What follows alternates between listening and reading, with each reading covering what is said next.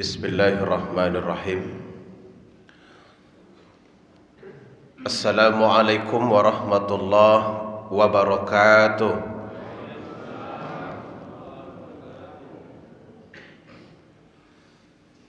Alhamdulillahilladzi ahyana ba'dama amatana wa ilaihin nusyur.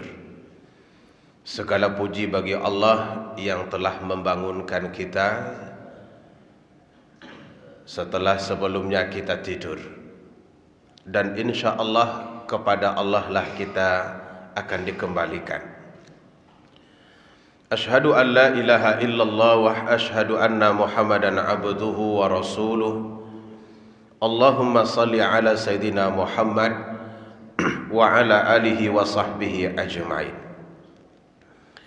Puji syukur kita sampaikan kepada Allah dengan mengucapkan Alhamdulillah. Pagi hari ini kita masih dapat menunaikan kewajiban kita, melaksanakan salat berjamaah subuh dan kemudian dilanjutkan dengan pengajian. Mudah-mudahan Allah senantiasa memberikan waktu yang cukup hingga kita dapat memperbaharui dan memperluas pengetahuan-pengetahuan kita berkaitan dengan agama ini. Karena tanpa mengetahui akan sulit bagi kita untuk mengamalkan agama itu secara benar. Sebab itulah dari sekian banyak ayat Al-Quran yang ada, Allah tidak menurunkan ayat tentang muamalah pertama kali. Allah juga tidak turunkan ayat berkenaan dengan keluarga, tapi Allah turunkan ayat berkenaan ilmu. Iqra' bismi rabbikal ladzi khalaq. Bacalah dengan menyebut nama Tuhanmu yang telah menciptakanmu. Iqra' wa rabbukal akram. Bacalah.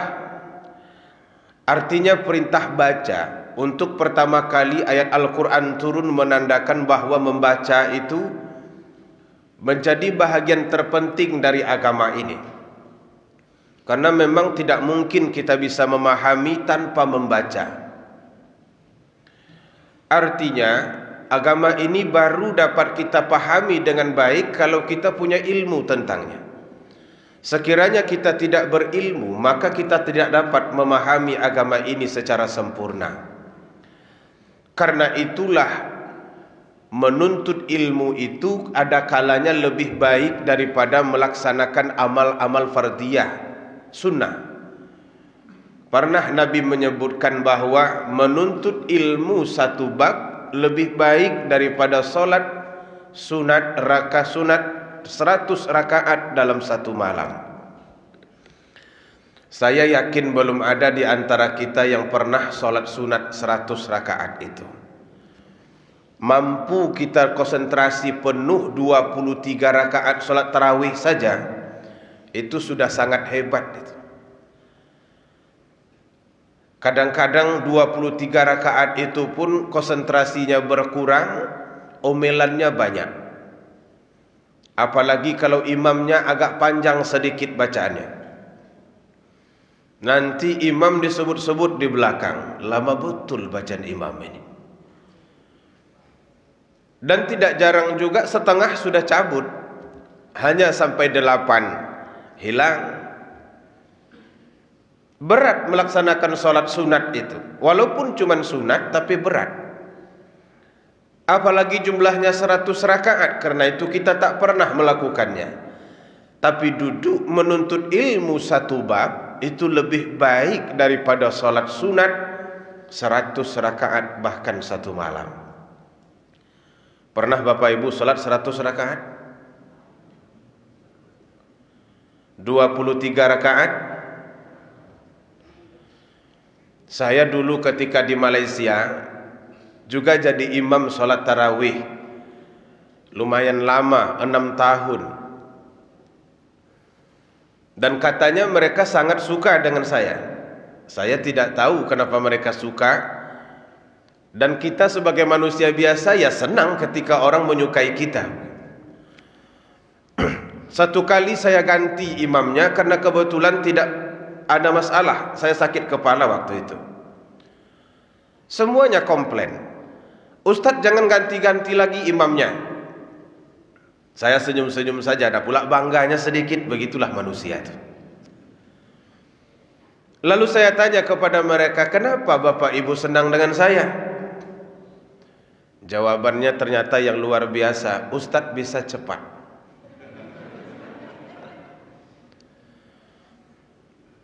Memang kalau sudah sholat tarawih itu dari dulu kan cepat. Di kampung-kampung kita hampir tak bernafas imam itu membaca ayat-ayat di dalam sholat tarawih itu. Karena memang sudah begitu cetakannya dari kecil, yang membesar pun akhirnya kita bisa melakukan itu. Allahu Akbar, Bismillahirrahmanirrahim, Alhamdulillahirabbil alamin, itu kencang. Dan katanya itu yang membuat mereka suka dengan saya. Jadi banyak berjamaah ini menyukai imam yang kencang-kencang. Tapi kalau imamnya mulai agak lambat sedikit, Bismillahirrahmanirrahim, agak berseni pula, sudah mulai risau dia tuh. Sampai tidak 23 ini, atau cuma 8 saja, atau 8 tanpa witir. Masih ada juga kesempatan menguranginya. Maka oleh karena itu beruntunglah kita, pagi ini kita masih dapat duduk bersama untuk melanjutkan kajian-kajian berkaitan dengan pemahaman agama kita. Mudah-mudahan waktu ini menjadi waktu yang bermanfaat bagi kita. Amin ya rabbal alamin. Salawat serta salam kepada Rasulullah. Allahumma salli ala Sayyidina Muhammad wa ala alihi wa sahbihi ajma'in. Ketika kita mendengar suara azan, ada dua ajakan di situ yang selalu dikatakan secara bersamaan. Pertama, hayya 'alas shalah. Jawabannya la haula wala quwata illa billah. Kita tidak fokus kepada jawaban tapi ajakan itu. Hayya 'alas shalah. Apa artinya itu? Marilah salat. Dan yang kedua ajakannya hayya 'alal falah. Artinya mari menuju kemenangan. Pernah mendengar ada azan ada hayya 'alas salahnya, hayya 'alal falah ditinggalkannya. Hayya 'alas salah, Allahu akbar, Allahu akbar. Berarti ini muazzinnya enggak ngerti dengan salat ini. Setiap kali ada ajakan salat, pasti ada ajakan mari kita menang. Nah, mungkinkah dua lafaz itu diucapkan dan dibuat? Bahkan Nabi sendiri pun pernah mendengar kalimat itu, beliau merestui. Mungkinkah dua lafaz itu tanpa ada sebab diletakkan di situ?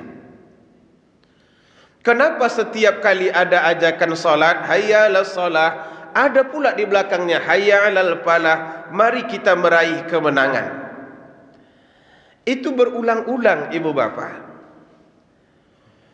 Nah, selama ini kita fokus pada ajakan pertama saja. Marilah kita salat, maka datanglah jemaah, kemudian salat berjamaah, dan seterusnya berdoa, yang tak berdoa tidak apa-apa, dan kemudian pulang. Habis. Tapi ada satu lagi yang belum dibahas. Hayya 'alal falah. Marilah kita meraih kemenangan. Pertanyaan kita tentu, apa kaitannya antara kemenangan dengan salat ini? Hadirin yang dirahmati, dalam sejarah Nabi berperang melawan orang musyrik itu ada lebih kurang 28 kali. Jadi penuh kehidupan beliau setelah pindah ke Madinah itu dengan perang. Di Madinah beliau cuma 10 tahun, perang hampir 28 kali. Itu artinya kalau kita ukur-ukur hampir setiap tahun beliau perang. Dan dalam catatannya jarang beliau tidak menang, kecuali pada perang Uhud. Di perang Uhud itu kesalahan bukan pada beliau, tapi pada ketaatan. Strategi sudah bagus, cuman ketaatan sebahagian orang melaksanakan strategi itu yang menyebabkan waktu itu umat Islam kalah. Tapi dari sisa perang yang ada, Nabi selalu menang. Nah, kunci menangnya di mana? Ternyata beliau selalu memulai perang itu setelah salat. Nanti begitu beliau akan berangkat perang, salat dulu. Maka biasanya beliau kalau memberikan bendera untuk dipegang dalam perang, itu setelah salat. Dan ini beliau anjurkan kepada kita di mana-mana. Kalau kita mau pergi ke Mekah contohnya, berangkatlah dari rumah setelah salat 2 rakaat, atau bahkan mungkin di masjid.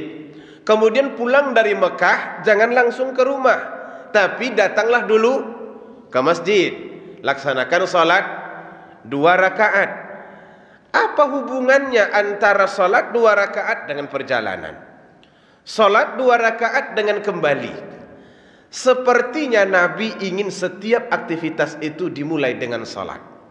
Nah, kembali kepada perang tadi, beliau selalu menang setelah memulai setiap peperangan itu dari salat atau setelah salat.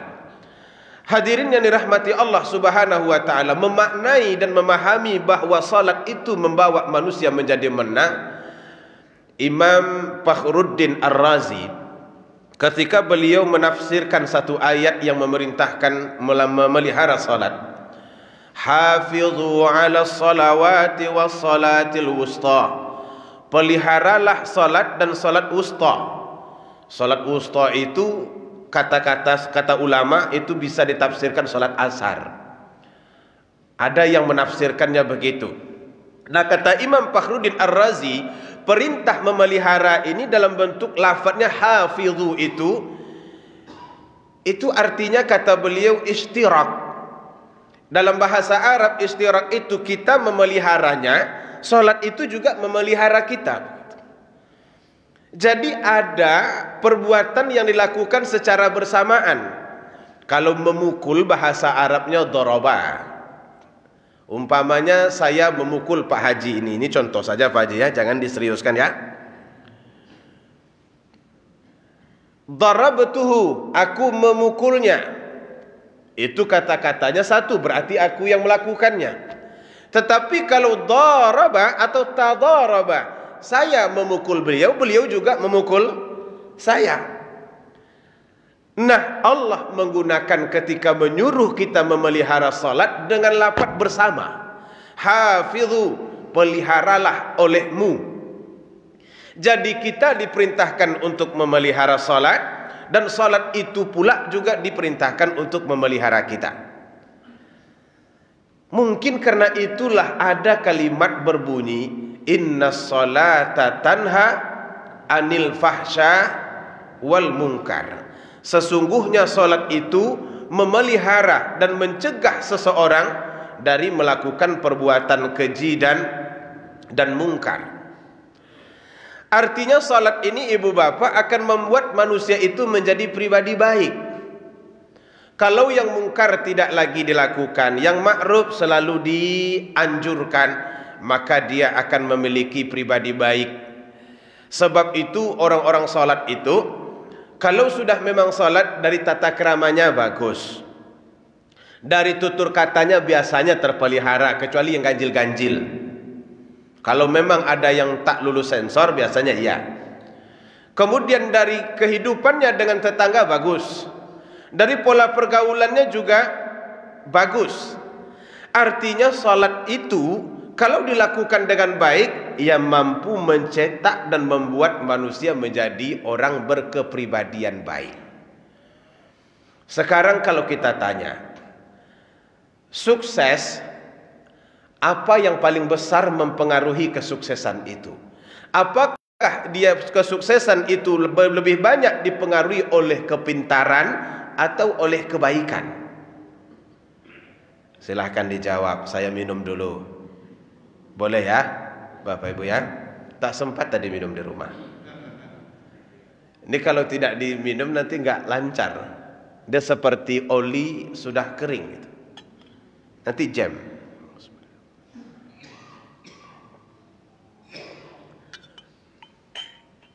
Mana lebih kuat pengaruh mengantarkan manusia kepada sukses, antara pintar atau baik?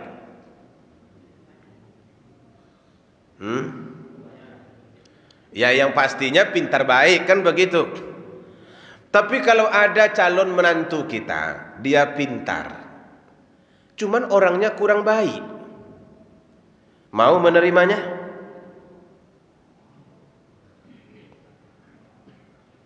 Lama pula mikirnya, seperti memang ada calon menantu dia pintar tapi kurang baik, mau menerimanya? Kenapa?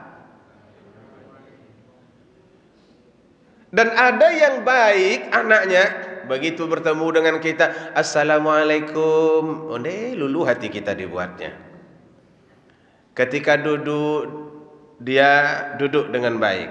Kalau dia perempuan, ringan tangannya, belum kita suruh lagi mengangkat gelas, sudah diangkatnya gelasnya.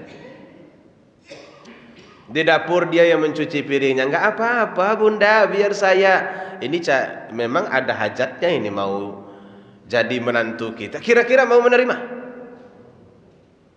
Baik tapi tidak terlalu pintar, mau menerima? Selesailah pernikahan ini, sudah mau dah. Begitulah ternyata manusia itu lebih mau menerima yang baik berbanding menerima yang pintar tapi tak baik.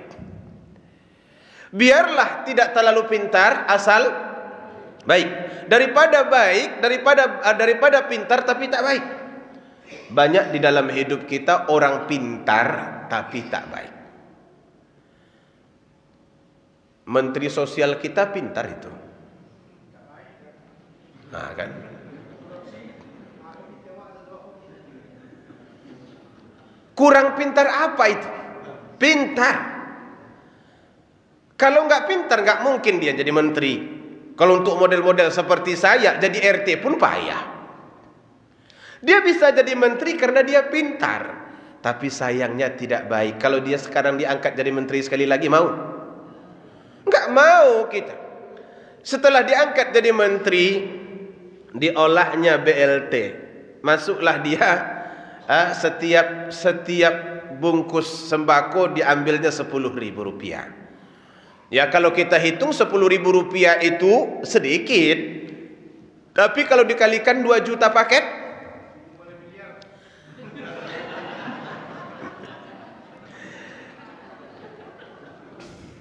dapatlah 17 miliar. Orang pintar cuman tidak baik. Nah hadirin yang dirahmati, saya dulu ketika masih bekerja di rumah sakit ibu dan anak Zainab, saya selalu ikut dalam seleksi calon pegawai yang akan masuk. Karena memang di situ kita berencana untuk mensyariahkan, jadi semua pegawai yang masuk harus syariah. Nanti kita ngobrol-ngobrol, ngomong-ngomong syariah, yang masuk tak syariah tak jalan. Maka dibuatlah peraturan bahwa semua pegawai yang masuk mesti mengikuti seleksi syariah. Itu mulai dari mengajinya dites, sampai kepada pengetahuan agamanya dites. Sedikit pelaksanaannya kita tanya. Dan lebih daripada itu, masuknya saja itu sudah dilihat. Begitu dia masuk ke dalam ruangan, ketoknya saja itu dinilai Bapak Ibu. Karena ketok ini ada di situ lambang baik tidaknya seseorang. Kalau ada orang ketok, dalam bahasa kerennya ketepek, tahu ketepek?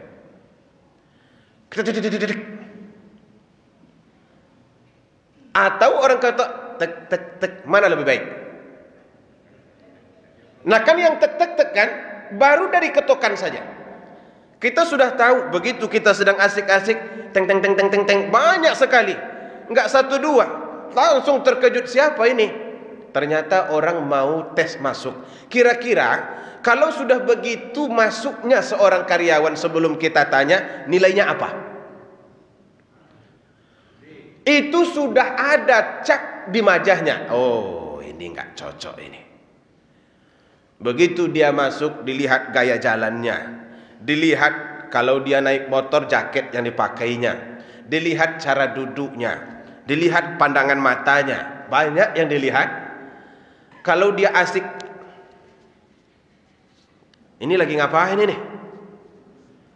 Kita tanya kepadanya, apakah bagaimana? Dia nengok entah kemana, enggak ke kita.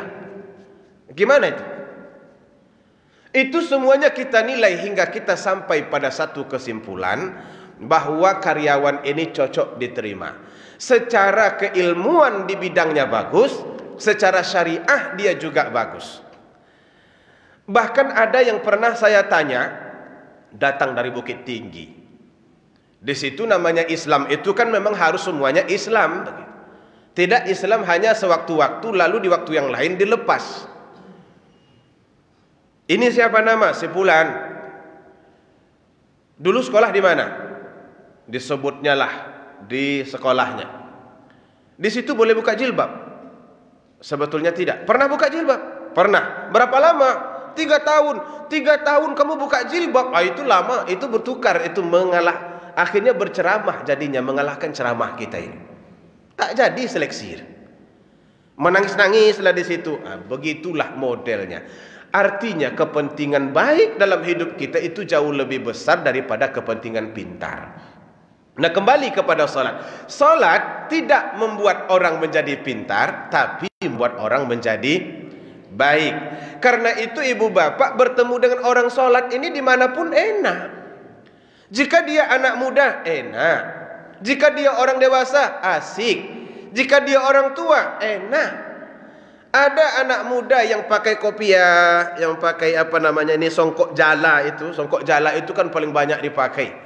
Dengan gayanya sendiri, menengoknya itu rasa-rasanya kalau adalah anak gadis tetangga kita, mau kita melamarnya untuknya. Anak gadis tetangga, mau kita melamarnya karena gayanya itu. Ada rasa-rasa tak dapat kita gambarkan seperti apa, yang penting nyaman begitu. Atau contohnya, kalau kita naik taksi, sopirnya pakai songkok. Ada pula tasbih di kaca depan ini. Al-Quran 1 di depan, di dashboardnya. Nggak pernah dibacanya Al-Quran ini, cuma action saja. Tapi bapak ibu pasti akan merasa di dalam itu nyaman. Betul tidak? Assalamualaikum. Waalaikumsalam. Ada pula jenggotnya 2-3 helai. Itu lama memeliharanya tuh. Ada tasbih, ada Al-Quran di dashboard. Dan ternyata ketika dia memutar radio, bukan lancang kuning yang diputarnya, lancang kuning FM, tetapi yang diputarnya ceramah. Alhamdulillah. Kalau tidak ada mengajinya di situ, apa perasaan kita duduk di dalam taksinya itu? Nyaman? Nyaman. Apakah bapak ibu akan ditipu? Tidak. Kalau tinggal handphone, kira-kira dia akan kembali lagi? Hilang handphone itu? Tidak. Tapi begitu kita masuk, Assalamualaikum, Waalaikumsalam, rambut licau, tetapi kelihatan jarang dia salat. Ada pula goresan-goresan tato di tangannya sedikit. Itu kita sudah takut. Kalau malam kita bergerak, sibuk kita mencari handphone. Kira-kira siapa duluan yang akan dihubungi ini kalau terjadi apa-apa. Begitu khawatirnya kita. Jadi salat itu mampu membuat orang menjadi nyaman, mampu membuat orang menjadi lebih baik, punya kepribadian yang baik. Nah, mulai dari kepribadian yang baik inilah ternyata kesuksesan hidup itu akan kita dapatkan. Karena itu orang punya menantu yang baik yang diambil, orang pekerja yang baik yang diambil. Kalau ada karyawan-karyawan sate, yang baik yang diambil, bukan yang pintar. Karena itu hidup ini ibu bapak, jangan berpikir pintar terus menerus, tapi baik yang harus kita buat. Di negeri kita ini ada sedikit pergeseran nilai-nilai pola pendidikan dan keilmuan, bahwa kita lebih mementingkan kepintaran berbanding kebaikan. Sebab itu anak-anak yang pintar itu selalu dipuji, tapi anak-anak yang baik Jarang sekali mendapat pujian. Padahal nanti ketika dia berada di dalam masyarakat, baiknya itu yang akan kita nilai. Pintar pun dia, kalau dia nggak pernah datang ke masjid, nggak kita bawa. Tapi kalau dia nggak pintar, cuman dia selalu berada di sini, suaranya bagus. Kemudian kalau dia berbicara, enak. Begitu nggak ada imam, dia yang jadi imam. Mau kita bawanya? Mau. Karena kebaikan itu sesuai dengan naluri manusia. Nah, salat ia menciptakan pribadi yang sesuai dengan naluri manusia. Karena itulah ketika kita diajak untuk salat, itu bukan hanya sekedar gerakan, tetapi juga diajar untuk menjadi orang-orang yang sukses. Itulah sebabnya dua kalimat itu tidak pernah ditinggalkan. Hayya 'alas shalah dan hayya 'alal falah. Dia selalu datang bersamaan atau selalu diucapkan bersamaan. Hadirin yang dimuliakan Allah Subhanahu wa taala, bagaimana salat itu bisa menciptakan orang-orang baik? Pertama, atau bisa mengantarkan kita kepada sukses. Pertama, salat itu akan membentuk kedisiplinan waktu jika diikuti dengan baik. Karena itu salat itu tidak bisa dilakukan sembarangan. Ketika ditanyakan kepada Nabi salat seperti apa yang paling baik, salat di awal waktunya. Bahkan Allah menyebutkan innas salata kanat 'alal mu'minina kitaban mauquta. Salat itu ada waktu khususnya di depan. Artinya ketika dia terdengar, disitulah kita diperintahkan. Jangan molor. Kalau molor, walaupun sah salat itu, tapi Allah katakan rugi. Ada ayatnya, fawailul lil, surah apa itu?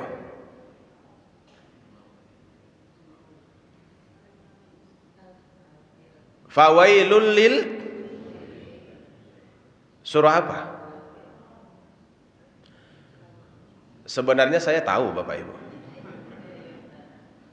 Belum disebut, saya sudah ingat, karena itu diarahnya kan ke situ. Lalu kenapa Ustaz bertanya? Mata ibu-ibu sudah mulai redup, saya lihat. Ini kalau tidak ditanya bentar lagi out ini. Sudah mulai susah untuk dikedip-kedipkan. Tapi memang begitulah. Kecuali majelis sepak bola, itu memang tidak pernah ngantuk itu. Tahu majelis sepak bola? Pasang layar besar, duduk bersama di situ 6 jam, tahan itu. Orang takkan ngantuk walaupun sampai jam 4 subuh. Tapi kalau majelis ilmu namanya, ondeh, 15 menit cerahnya cuman. Sisanya mendung itu. Mendung dan semakin mendung. Bahkan last menit hampir turun hujan. Itu caranya cuman adalah bagaimana supaya kita bisa membangkitkan, ya tanya apa yang ditahu. Ini tekniknya Bapak Ibu ya. Kalau tidak ditanya, sebut nomor terakhir. Yang terakhir. Nah, itu baru dia bangun tuh. Sampai juga akhirnya yang terakhir. Walaupun yang terakhir ini masih ada 17 poin di bawahnya. Yang penting sebut terakhir dulu. Masih bisa bertahan? Masih ya, oke lah. Mungkin saya ini pula yang lebih-lebih ini. Fawailul lil musallin, celakalah. Kata-kata fawailul itu celaka.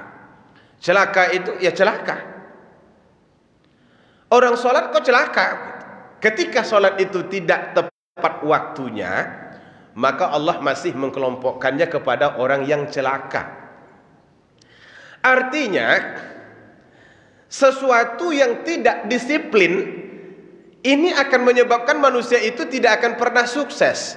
Dan sholat itu tidak mau kita seperti itu.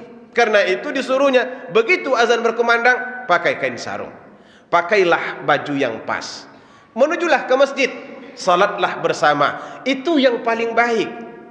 Nah ternyata dalam kehidupan orang sukses ini, mereka selalu menyebutkan kata-kata kunci disiplin. Di mana saja. Orang Jepang itu terkenal dengan kesuksesan luar biasa. Sehingga ketika kita berlari-lari dengan pisau dapur, dengan keris dulu waktu perang dengan Belanda, mereka sudah bisa terbang tinggi, bisa mengebom kepulauan Hawaii. Padahal kita masih berlari-lari dengan keris itu. Keris lawan senapang, tentu roboh kita semua. Nah, Jepang sudah terbang di atas, kita masih berlari-lari di bawah. Jadi ada orang menelitinya, merasa dia sangat tertarik dengan kenapa Jepang itu bisa lebih maju dari yang lain. Dan memang harus kita akui, itu di luar itu Jepang semua punya. Negeri Indonesia, tapi di luar Jepang semua, kecuali sendal. Bahkan sebahagian sendal itu pun masih ada sendal Jepang.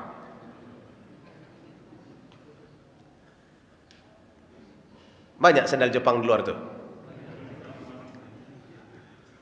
Masih ada sendal pun sendal Jepang begitu. Nah, apa masalah yang menyebabkan mereka ini bisa lebih maju dari yang lain? Jawabannya kedisiplinan itu. Orang Jepang ini punya prinsip, kalau sudah bekerja jangan bekerja double, tapi bekerja satu. Selain tepat waktu, fokus pada satu pekerjaan. Sampai selesai mereka tidak akan menambahnya dengan pekerjaan lain.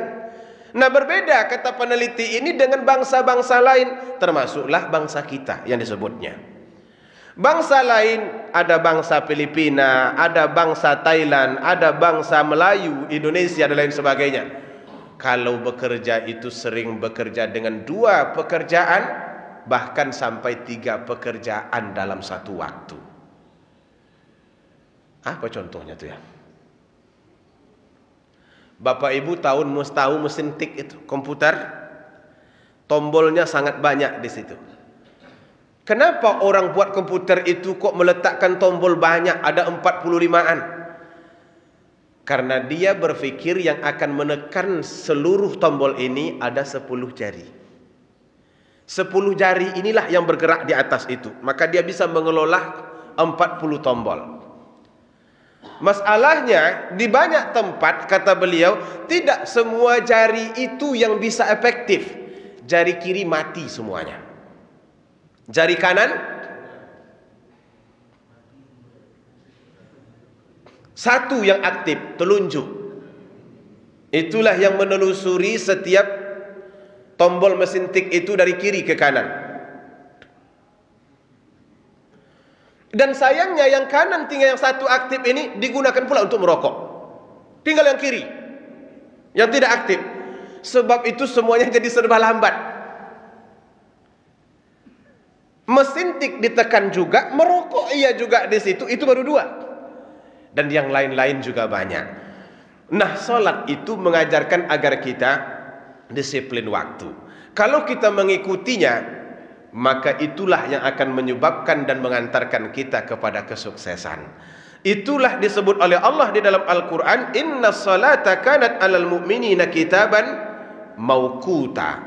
Sesungguhnya salat itu ditentukan waktunya bagi orang-orang yang beriman. Dan yang kedua, salat itu melatih kita untuk fokus. Fokus dan fokus saja. Tidak boleh kemana-mana. Artinya ketika salat mau dibuat, harus salat itu saja yang terpikir. Jangan pikir yang lain. Itu masuk di situ makna khusyuk di dalam sembahyang. Karena itu ketika salat itu tidak khusyuk, maka dia tidak bernilai. Allahu Akbar, tercium bau goreng ikan asin. Karena tadi ternyata ketika kita akan sholat itu belum sempat dimatikan. Kacau pemikiran, mempertaruhkan antara ikan asin dengan sholat. Dan yang selalu kalah adalah sholat. Mau kita berkorban sholat daripada berkorban ikan asin. Ikan asinnya ikan asin bulu ayam cuman. Tahu ikan asin bulu ayam? Itu segenggam cuman, tapi untuk menyelamatkan ini, orang tidak jarang mengorbankan sholatnya demi menyelamatkan ikan asin satu genggam itu. Berapa sekilo itu Bapak Ibu-ibu? Nggak pernah beri sekilo. Itu sekilo banyak itu. Kalau dibeli sekilo, 1 RT makannya itu. Karena ringan. Nah, ketika fokus tidak ada dalam salat, maka salat itu tidak dianggap baik. Maka dipandulah kita oleh agama bagaimana supaya salat itu bisa fokus saja. tengok ke bawah kata Nabi, jangan tengok ke atas. Kemudian baca dengan baik, bergerak dengan baik. Jangan engkau terburu-buru. Kalau engkau terburu-buru, terbiasa terburu-buru, maka yang lain-lain juga akan terburu-buru. Engkau tidak akan serius. Diajar begitu oleh Rasulullah agar kita juga fokus di dalam kehidupan. Kalau sudah terbiasa kita fokus di dalam salat, dalam di luar salat juga akan mampu kita terapkan itu. Tidak ada yang lebih hebat efeknya daripada sesuatu yang fokus itu. Makanya Allah menyebutkan dalam Al-Quran, qad aflahal mu'minun alladzina hum fi salatihim khashi'un. Beruntunglah orang-orang mukmin, yaitu orang-orang yang khusyuk di dalam salatnya. Cuman harus kita akui yang ini pula lah yang susah itu. Bahkan ada yang di awalnya khusyuk, di tengahnya tidak. Ada juga yang di awal di tengahnya khusyuk, di ujungnya tidak. Dan bahkan ada orang mulai dari awal sampai ujung tak khusyuk, sama sekali tidak dapat apa-apa. Ada di antara kalian, kata Nabi, yang mendapatkan 1/2 dari salatnya. Ada yang mendapatkan 1/3. Dan ada bahkan yang tidak dapat apa-apa. Ketika kita masuk, ditengok salah masuk rupanya. Semuanya kawan-kawan salafi di situ. Kira-kira khusyuk nggak salatnya sampai di ujung? Bisa saya jamin 0,0 sekian persen tidak khusyuk, atau bahkan 100%. Mulai dari masuk itu perasaan sudah tidak enak. Jangan-jangan ditengoknya jenggot saya, jangan-jangan ditengoknya celana kaki saya, kaki celana saya. Jangan-jangan kata orang ini kalau sholat pasti ditempelkannya kakinya ke kaki kita ini. Begitu dia takbir diangkat, dah langsung nempel, bab. Hati langsung berkata, iya rupanya. Allahu Akbar. Itu konsentrasi kita ibu bapak, nggak lagi dalam sholat, tapi pada kaki terus menerus sampai selesai. Begitu nanti bangkit, nengok kaki lagi, bangkit sekali lagi, nengok kaki lagi. Akhirnya begitu susah untuk melaksanakan sholat dengan khusyuk itu. Karena itu Nabi pernah menyampaikan, yang pertama hilang nanti dari orang-orang sholat itu, dan bahkan dari umatku, adalah khusyuk. Payah mencari khusyuk. Kadang kita sudah berusaha masuk hal-hal lain. Begitu berwudu di situ di temboknya, buka jam, letakkan di atas tembok, lupa. Sedang sholat baru teringat, Allahu Akbar, terpeganglah tangan kiri ini kosong. Mana jam tadi?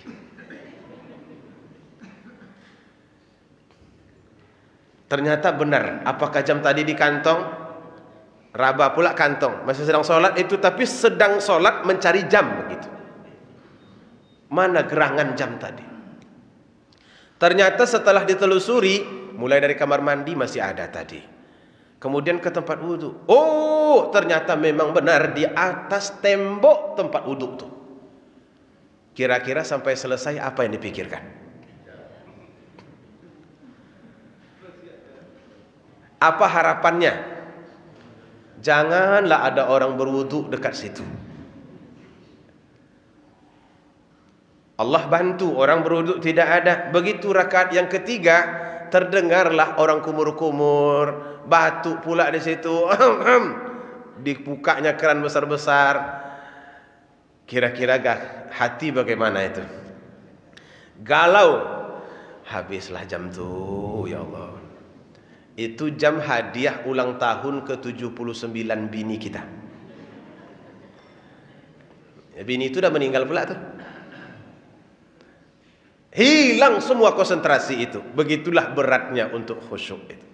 Maka oleh karena itu, ini harus kita usahakan. Kemudian yang ketiga, salat itu bisa membentuk kita menjadi pribadi yang teratur. Mulai dari wudu sampai kepada salam, itu diatur sedemikian rupa. Cuci tangan dulu, jangan langsung masukkan ke dalam ember, kata Nabi, tak elok. Cuci tangan dulu di luar, selang-selangi dia, masukkan ke dalam hidung air. Betul begitu? Masuk kemudian kumur-kumur, gosok gigi sedikit. Kalau engkau tadi makan sesuatu yang berbau di rumah, gosok giginya.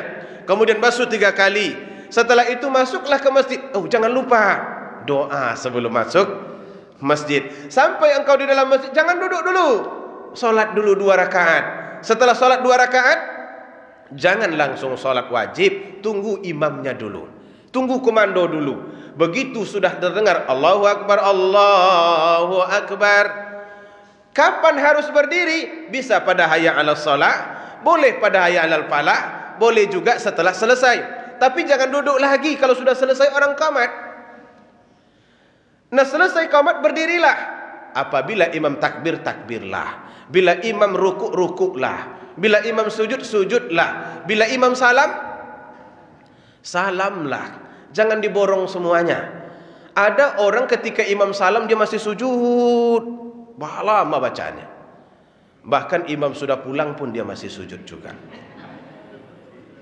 Setelah ditegur, Pak, rupanya inna lillahi wa inna ilaihi raji'un. Lebih baik begitu. Jadi irtinanya teratur waktu itu. Enggak bisa zigzag. Udahlah, saya sholat aja dulu, berwuduknya nanti ajalah. Enggak mau. Karena memang aturannya seperti itu. Jadi keteraturan yang diciptakan oleh salat itu diharapkan mampu membuat pribadi teratur di dalam kehidupan kita. Keteraturan inilah yang menjadi lambang kesuksesan. Kalau sekiranya kita bekerja, ibu bapak, tak teratur, jangankan untuk pekerjaan yang berat-berat, buat lontong itu kalau tidak teratur, lama jadinya. Betul apa salah ini? Buat lontong saja kalau tidak teratur, lama jadinya. Apa dulu yang mau dibuat? Kuahnya dulu kah atau lontongnya? Lontongnya jenis apa? Lontong himpit kah? Kalau orang Malaysia menyebut lontong yang ditekan-tekan itu nasi himpit. Karena memang dihimpit. Itu nggak salah, itu bahasa aslinya. Kita bertukar menjadi lontong. Tak tahu bahasa mana lontong ini. Mungkin bahasa Eropah boleh jadi. Nasi himpit namanya. Ini kedulukah atau yang lainnya dulu? Itu diatur oleh Allah Subhanahu wa taala. Hendaklah kita melakukan itu. Kemudian yang keempat, salat itu membangun relasi. Dari mana relasi itu bisa kita tafsirkan? Ini berjamaah, ini ibu bapak, inilah relasi. Saya tidak kenal dulu dengan masjid ini. Baru setelah Pak Junaidi nelpon dan sampai sekarang pun masih nelpon juga. Suka betul beliau mengganggu saya. Tahu saya masjid ini. Setelah tahu saya masjid ini, ternyata ada, ini cucu saya imam ini. Begini-begini rupanya saya sudah tua Bapak Ibu. Makanya setelah dia panggil atuk, saya panjangkanlah jenggot saya biar cocok jadi atuk. Ternyata kenal banyak. Dari kenal banyak ini akhirnya semua kita akan bisa melakukan berbagai macam hal dalam kehidupan kita dengan relasi itu. Pergi saya nanti ke BPJS, beliau yang saya temui. Pak Junaidi bantu saya. Kalau tidak bantu, saya tidak bantu Pak Junaidi. Akhirnya saya ke situ, dia yang datang. Yang mana mobil Ustadz? Saya jalan kaki. Dicarinya saya. Karena apa? Karena sudah terbangun kebersamaan. Dan itu tidak akan terjadi kecuali di tempat ini. Karena itu setiap kali kita datang ke masjid, disitulah munculnya relasi itu. Hubungan-hubungan dengan orang lain akan terbangun dengan baik. Bahkan tidak sedikit orang mengatakan, Ustadz ini saya. Dari mana Pak? Jemaah Masjid Muhajirin. Masjidnya yang disebutnya. Tidak disebutnya, saya ini direktur, saya ini begini. Tapi dari kebersamaan di dalam salat, akhirnya terbangun hubungan yang sangat baik di antara kita. Kalau sudah terbangun hubungan yang baik, ada di sini rasa kebersamaan. Kira-kira kalau untuk mencari pekerjaan, kitakah yang diutamakan atau orang lain? Enggak mungkin orang lain diutamakan sementara beliau kenal dengan saya. Ada orang lain yang tidak beliau tahu, beliau akan menomorduakan. Yang dia telepon dulu adalah saya, pasti. Itu bisa dipastikan itu. Cari semuanya, Ustadz Mas Riyadi. Macam mana tidak? Di sini sudah selalu. Kemudian, ini insya Allah kita kayaknya akan sarapan ini setelah ini. Karena timnya sibuk di belakang saya lihat, dan terdengar sampai kemari suaranya. Itu untung tidak piring, Bapak. Kalau sudah piring, oh lebih dahsyat lagi itu. Di dalam kesuksesan ini yang paling penting itu adalah membangun relasi, hubungan kita dengan orang lain. Makanya Rasulullah menyebut al-jamaah rahmah. Jemaah itu adalah rahmat. Kalau kita berpisah-pisah tentu laknat. Semakin sering kita berjamaah, berkumpul kita dalam salat ini, semakin terbangun hubungan baik kita. Ini semua kita yang hadir ini, ibu bapak, dengan pos kita masing-masing. Ketika ada yang datang ke kita, orang kita sendiri di jemaah ini, itu akan mendapatkan keutamaan. Jangankan di tempat kerja, di tempat makan saja itu sudah menjadi utama. Siapa tuh? Jemaah kita. Begitu selesai makan nanti kan dibayarkan kan? Iya kan? Sering itu terjadi. Itu makan bubur ayam di depan tuh, udah dibayarkan. Udah Pak Muhammad saya yang bayar ya. Ya Pak Muhammadnya senyum-senyum aja. Karena dibayarin. Jadi begitu saya makan soto di Soto Bude Simpang 3 tuh, ada orang yang merasa kenal dengan saya walaupun saya tidak ingat beliau siapa. Ya kita kan nggak penting ingatnya, yang penting bayarnya gitu. Begitu sudah selesai makan, saya mau bayar. Ustaz, sudah dibayarkan orang tadi, Ustaz. Enak juga kalau begitu. Padahal awal masuknya itu dia lebih duluan. Cuman duduknya di pojok, nengok-nengok dia. Tanda bahwa dia terbangun relasinya dengan kita, dia nengok-nengok kita. Rupanya kalau di rumah makan itu ibu bapak, kalau ada orang nengok-nengok kita, itu cantik. Ada harapan kalau begitu tuh. Tapi jangan lupa, jika kita duluan, jangan tengok-tengok orang lain. Karena orang lain yang masuk pun sedang mencari-cari can juga. Nampaknya kita nanti ini tengoknya. Begitu terbangun relasi yang baik, itulah yang menyebabkan kita akhirnya indah dalam hidup ini. Dan itu selalunya ada di dalam sholat. Karena itulah Nabi tidak mau umat Islam ini individualisnya itu terlalu dikembangkan. Mari berjamaah, kata Rasulullah. Datanglah, jangan sendiri-sendiri. Karena itu akan membentuk relasi dalam hidup kita. Kemudian yang kelima, salat itu mengajarkan kita memiliki perencanaan baik. Kalau tidak, maka hasilnya tidak efektif. Di mana perencanaan baik ini bisa kita pahami? Pada niat. Niat itu adalah rencana. Orang kalau sekiranya salatnya tidak terencana dengan baik, maka salatnya tidak khusyuk. Kalau salatnya tidak khusyuk, maka tidak bernilai. Tetapi berbeda ketika salat itu direncanakan dengan baik. Jam 12 lewat 15 menit. 5 menit lagi akan azan. Sudah mandi. Mandi sudah nih. Dan kemudian sudah berpakaian. Ini sebentar lagi azan nih. Itu niat apa tidak? Niat. Dengan niat itu kita sudah berpakaian baik, sudah berwudu. Begitu terdengar azan, Allahu Akbar, Allahu Akbar, pintu dikunci dan mulailah berangkat. Mulai dari kunci pintunya, mau kemana Pak? Mau pergi sholat. Di jalan bertemu dengan orang lain, mau kemana Pak? Mau pergi sholat. Begitu sampai di pintu masjid, mau ngapain Pak? Mau sholat kemari. Itu biasanya rohnya, jiwanya, raganya itu akan dibawanya di dalam sholat itu seluruhnya.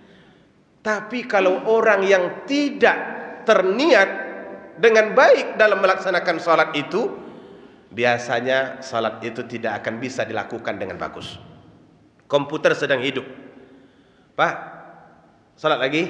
Ntar, tanggung katanya. Akhirnya selesai orang sholat, dikejar juga sholat. Tapi ini stop dulu, nggak dimatiin, cuman stop saja. Ambil wudhu ke sebelah, ke kamar mandi, bentang sajadah dekat situ, Allahu Akbar. Bisa dijamin 1000% itu otaknya masih berada di komputer itu. Ketika dia berdoa, doanya doa biasa-biasa, enggak sampai ke hati. Rabbana atina fid dunya hasanah wa fil akhirati hasanah wa qina adzabannar. Allahumma barik lana fima razaqtana wa qina adzabannar. Baru sadar salah rupanya doanya bukan doa salat tapi doa makan. Tapi lanjut juga, konsentrasi itu hilang. Maka dalam hal kehidupan kita yang paling penting niat. Ibu-ibu, apa bedanya orang masak gulai jengkol dengan niat dengan orang masak gulai jengkol tak niat? Enggak usah proyek-proyek besar gulai jengkol. Jam 12 siang hari Jumat belum tahu lagi mau masak apa. Mau masak apa rencana? Enggak tahu nih. Pusing. Pergi ke dapur enggak juga nampak ada kentang 3. Ditengok di bawah rak itu apa yang ada ya? Ditengok lagi kulkas. Ada pula ikan asin bulu ayam tadi segenggam. Dan ternyata paling bawah nampaklah jengkol 12 biji. Ya udahlah, masak gulai jengkol saja. Bayangkan kata-kata udahlah, itulah yang menyebabkan ini takkan jadi lebih baik. Udahlah, masak gulai jengkol aja. Kalau begitu kalimatnya, ya sudah, ini mengejar waktu ini. Karena bapak akan pulang jam 1 lewat 10 menit dia pulang. Kalau pulang Jumat itu orang gak makan ibu bapak, menggunung amarahnya. Karena entah apa saya pun tidak tahu juga. Makan paling enak itu adalah setelah sholat Jumat. Mungkin karena habis diceramahi tadi boleh jadi akhirnya lapar begitu. Itu setelah sholat Jumat itu enak makan. Nah kejar-kejaran dengan waktu itu. Akhirnya nanti tidak begitu, ditengok santannya adalah sedikit, ditengok ikan asin bulu ayamnya nggak cocok itu campuran itu. Kalau mau ikan asin lebih tebal, udahlah ini ajalah, itu juga bermasalah. Akhirnya setelah jadi juga, tapi kualitasnya kualitas rendah, kualitas jadi-jadian. Macam teman saya masak dulu, ada orang Jawa. Namanya juga mahasiswa itu kan nggak ada yang pandai masak. Dimasaknya lah goreng ikan, tapi di atas goreng ikan itu kok banyak potongan-potongan kecil. Apa ini? Rupanya serai dipotong-potongnya. Dipotong-potongnya macam bawang, digaulnya dengan ikan yang bercabai itu. Jadi ketika dimakan kok nggak mau hancur. Rupanya serai potong-potong itu dimasukkannya. Ditanya senior saya, Sir, apa namanya ini? Kurdi bang. Apa kurdi itu Sir? Syukur jadi. Ya Allah, syukur jadi rupanya. Yang penting makan saja. Itu kan tidak termanage itu Bapak, tidak terniatkan dengan baik. Tapi kalau sudah niatnya itu ada dari pagi, mau pergi ke pasar. Ini besok malam sudah terniat itu, besok masak gulai jengkol dicampur dengan kan asin bulu ayam. Pagi sudah sampai di warung, jengkolnya sudah dipilihkan dengan baik. Berapa santannya bang? Santannya yang baru ya bang ya, jangan yang kemarin-kemarin, takut nanti agak asam. Coba tengokkan bagaimana niat itu akan bisa membentuk dan memberikan kepada kita pilihan terbaik. Karena itulah Nabi menyebutkan innamal a'malu binniyat. Amal itu tergantung niatnya. Kerja itu pun tergantung niatnya. Kalau dia memang niat, jadi. Tapi kalau enggak niat, ibu bapak, enggak jadi. Apapun yang kita buat, enggak niat, enggak jadi. Ada suami kita disuruh menjemur pakaian, enggak niat. Oh nih, terbalik pakaian itu dijemurnya. Bagian dalam diletakkan pula ke sebelah samping sana. Dan jelas di situ itu nggak dapat cahaya panas. Yang ukuran hanger kecil diletakkannya benda besar, yang hanger besar diletakkannya benda kecil. Begitu kita keluar, apalah menjemur begini. Memang tak di hati. Kalau tidak di hati itu berarti nggak niat. Tapi kalau dia memang serius, jadi itu. Apapun di atas dunia ini itu yang menjadi kunci. Jadi innamal a'malu binniyat. Dan kemudian yang ke-8, Yang keenam, salat itu berisi doa. Ini adalah senjata kita. Inilah yang membuatkan orang-orang beriman itu selalu mendapat solusi karena ada doanya di situ. Bahkan salat itu sendiri pun berarti doa. Dan yang ketujuh, salat mendatangkan keberkahan pada hidup. Ini yang tak dapat kita analisa secara matematik. Karena barokah itu tidak terasa dan tidak nampak bendanya secara konkret seperti ini. Tapi dia terasa. Kenapa orang-orang sholat itu kok hidupnya nyaman? Bukan kaya Bapak Ibu, nyaman. Problemnya ada, tapi solusi ada. Hutangnya banyak juga, tapi pembayarnya ada. Sakit ada juga, Allah berikan kesembuhan. Berbeda orang yang tidak salat dengan baik dan bahkan mungkin tidak melakukannya, hidupnya akan kalang kabut. Allah turunkan kepadanya nikmat banyak, Allah turunkan pula musibah banyak. Masalahnya sangat banyak. Karena itu silahkan tengok dalam hidup kita. Kalau ada orang rajin salat, pasti hidupnya baik. Setuju tidak? Kalau ada orang rajin salatnya bagus, dijaganya dengan baik, pasti hidupnya baik.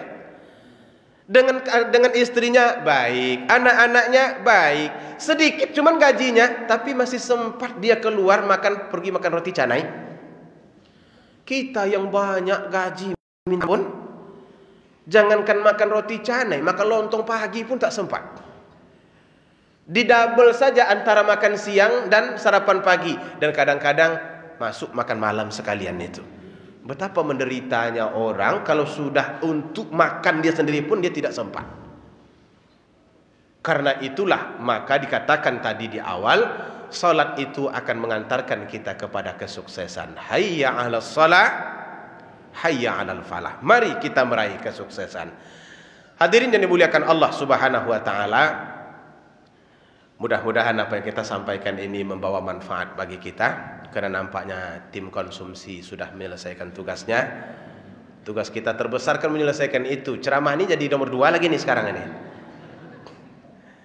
Mari kita tutup dengan bacakan alhamdulillah dan doa kafaratul majelis. Subhanakallahumma wa bihamdika asyhadu an la ilaha illa anta astaghfiruka wa atubu ilaik. Wassalamualaikum warahmatullahi wabarakatuh.